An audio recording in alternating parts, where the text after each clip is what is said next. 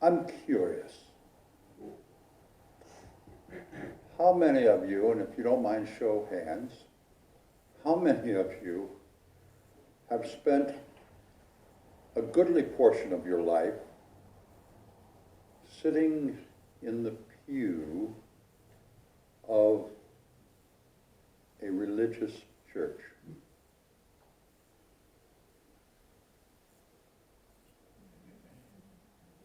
Most of us. Have you ever felt as free sitting in the pew of a church as you do sitting here this moment? Truly not. No, yes, oh, no.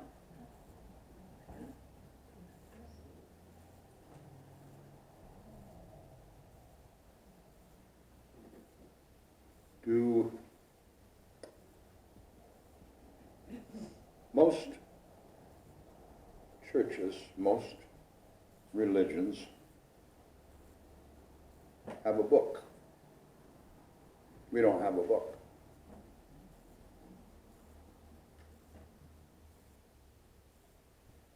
We are in business for the purpose of elevating our consciousness,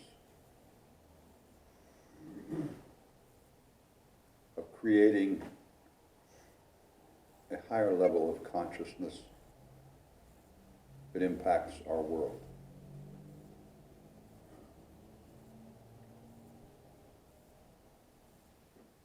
Most of our world is in bondage. Harriet Tubman said, "I freed hundreds of slaves and could have freed more if they only knew they were slaves." And I think most of the people in this world don't realize how much in bondage they truly are.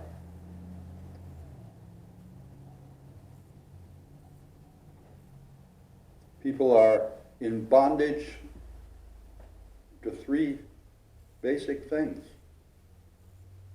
complicity, complacency, and ignorance. And like Thomas Jefferson said on the quotes, you can't be free and ignorant at the same time.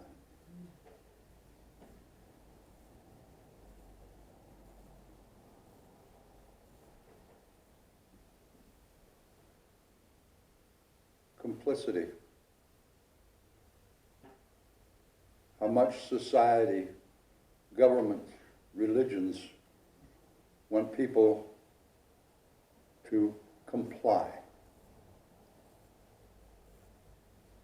How much do they desire people to be complacent?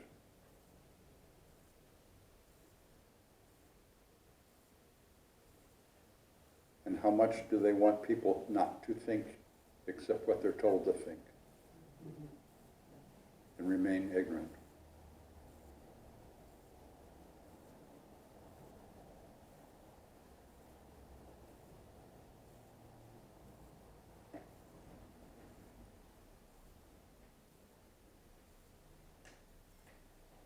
We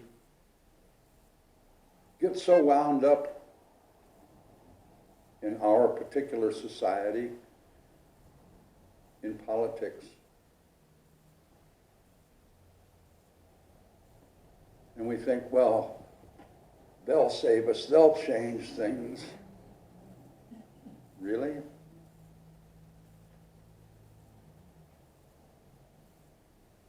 The only thing that brings about change in society is when consciousness changes.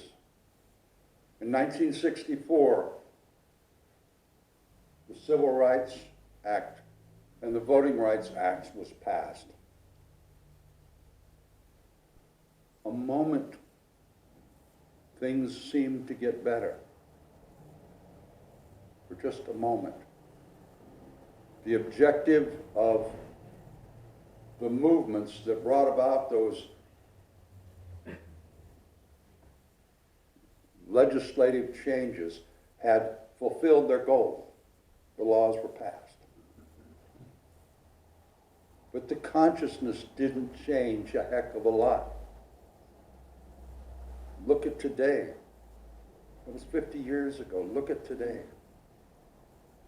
Percentage-wise, people of color are living in much greater state of poverty. The incarceration rate has gone off the charts.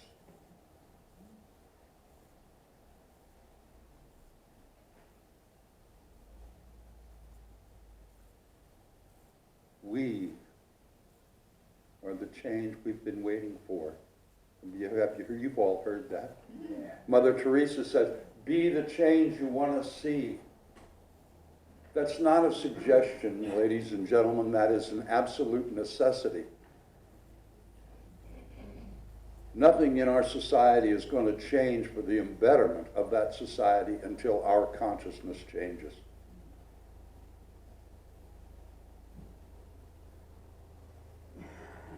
And we have the freedom to make that happen.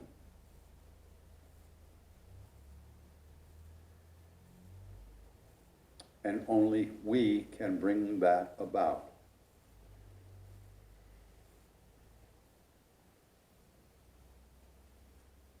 We have the freedom of choice, the freedom to investigate, the freedom to think, the freedom to consider,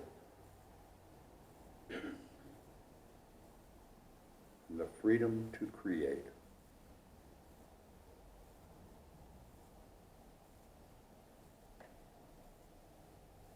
And it's encouraging, uplifting, motivating, gives me enthusiasm when I look at the experiences, and I don't know all, I just, what little bit I hear of you. As I see and feel your consciousness change.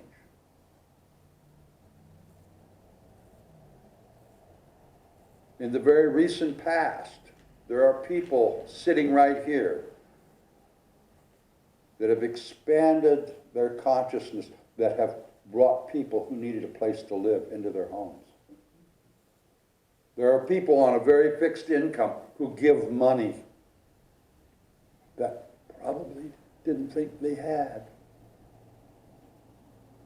People have chosen to donate time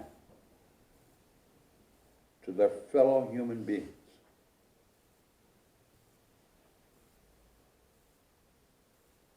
Consciousness is changing. And it's up to each one of us what kind of change, what kind of effect that can have on our society, in our world.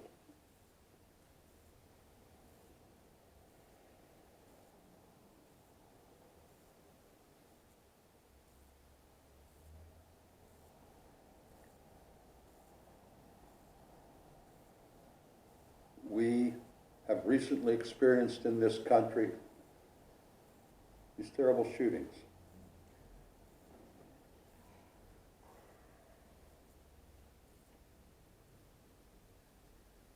Quite frankly, I don't think much is going to change.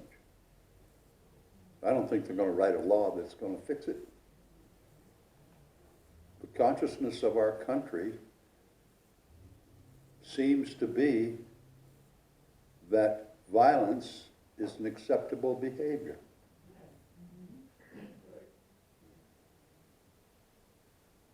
Everybody goes to movies. 95% of the movies produced today are based on violence.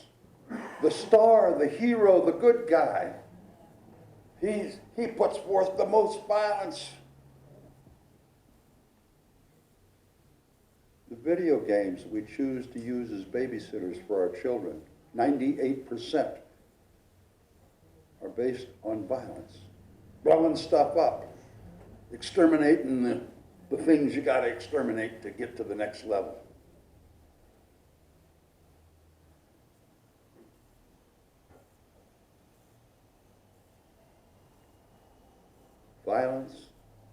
day is an acceptable behavior pattern. And that's not going to change until each one of us elevates our consciousness to the point that is not acceptable.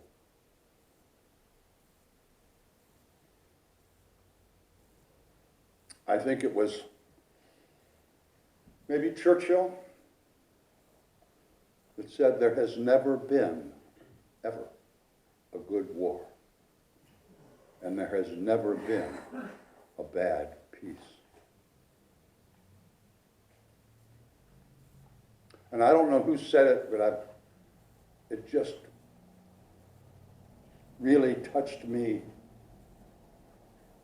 Someone said once that I heard,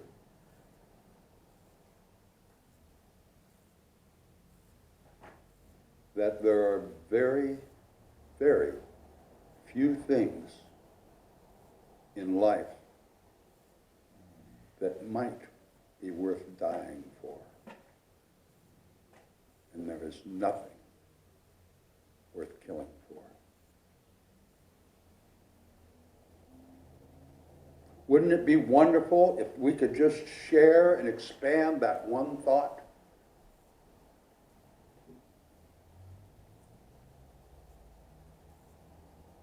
We can all work on that.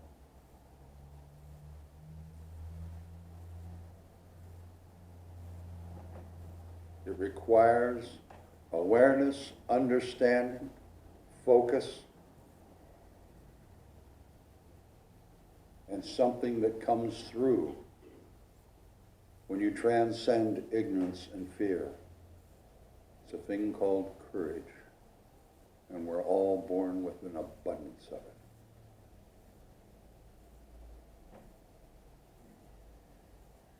If we stand up. When we stop and think just a moment about how much influence each one of us has on other human beings throughout our life experience. Every single one of us.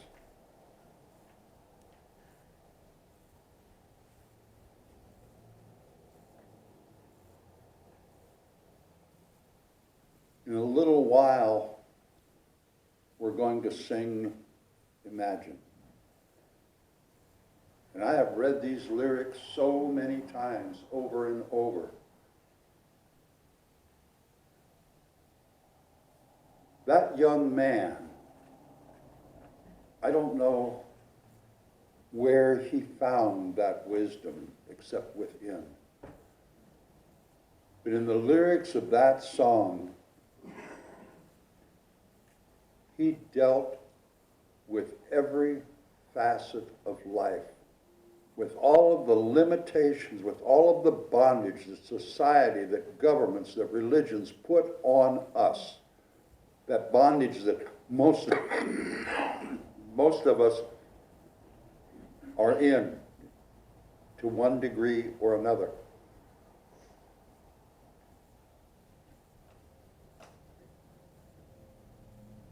And wouldn't it be wonderful if we could all free ourselves enough to imagine, to think, and to create a consciousness that coincided with the lyrics of that song.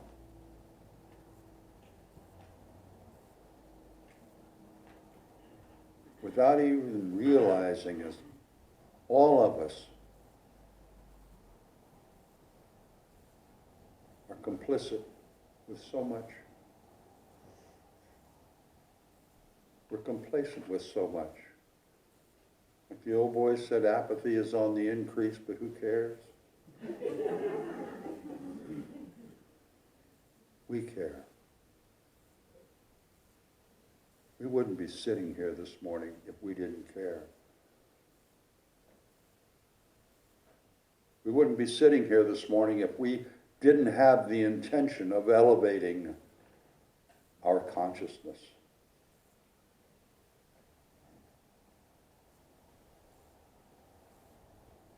Each of us has the capacity to have positive impact on our world.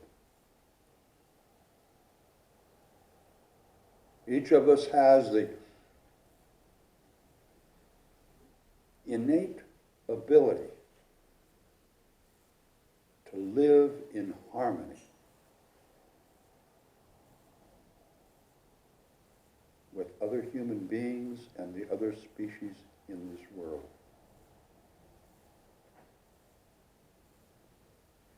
And most importantly, I think,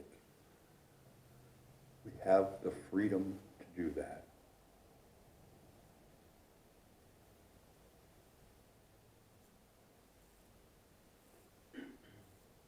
However you think about anything is your freedom. And you have the freedom to transcend the bondage, complicity, complacency, and ignorance.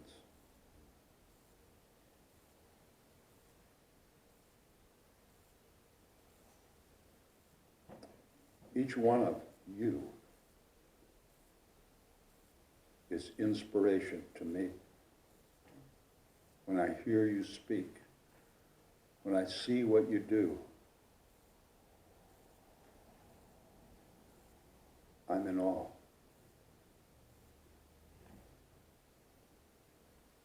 And when I see you folks and I think what your expectation must be, I think I get to feeling very ignorant. So I go seek out my buddies, Emerson, Thoreau. And they let me know how ignorant I am. But they also share their wisdom and their knowledge and their inspiration.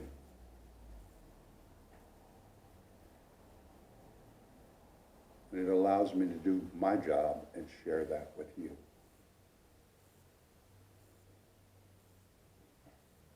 It's abundance. It's giving and receiving and gratitude.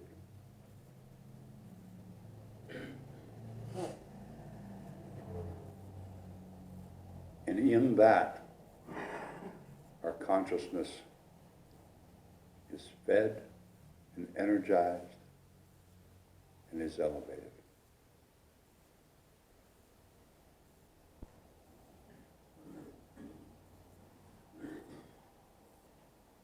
You are the freest human beings breathing air on this planet, this moment. I know that. I believe that. And I hope you do too, because it's the truth.